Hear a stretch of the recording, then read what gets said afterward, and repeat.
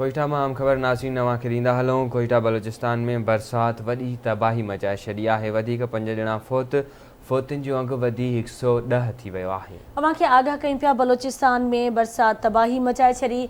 वधीक 5 ॼणा फौत थी विया आहिनि, जंहिंखां पोइ फोतुनि जो अंग 110 थी वियो आहे।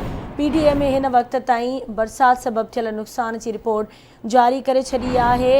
सॼे सूबे में बरसात दौरान हादसनि में 78 ॼणा ज़ख़्मी थिया ऐं 6077 घर ड्रही पट थिया आहिनि।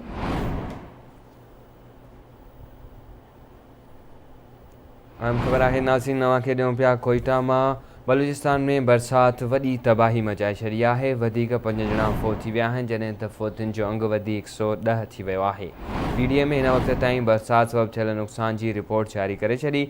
सॼे सूबे में बरसात दौरान हादसनि में 78 ॼणा ज़ख़्मी ऐं 6077 घर ड्रही पट पइजी विया आहिनि। इहो चवणु आहे PDA में जो।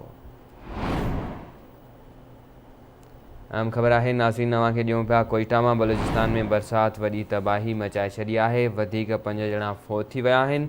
फोतुनि जो अंग वधी 110 थी वियो आहे। तफ़सील मालूम कंदासीं। कोयटा में आवाज़ न्यूज़ रिपोर्टर आज़ाद बलोच खां। आज़ाद, छा सूरत-हाल आहे, आगाह कजो। जी बिल्कुल, बलोचिस्तान में जारी बरसात तबाही मचाए छॾी आहे। वक़्त सां बरसात किथे किथे जारी आहे। हेल ताईं बरसात में फोतियुनि जो अंग 110 थी वियो आहे।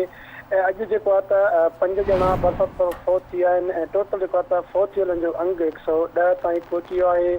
78 ॼणा ज़ख़्मी आहिनि। ॿुधायो वञे थो त 33 ॿार, 34 औरतूं ऐं 45 मर्द उन फोतियुनि में शामिल आहिनि। 1,97,930 एकड़ बीठल फसल भी तबाह थी चुको आहे। 712 ढोर भी मरी विया आहिनि ऐं खुशदार, उत्पल, विंदर, ज़ोब ऐं हब जे इलाइक़े में बरसात हिकिड़ो ॿोॾ वारी सूरत हाल अख़्तियार कई आहे। वॾी महिरबानी आज़ाद, आगाही ॼण जे लाइ।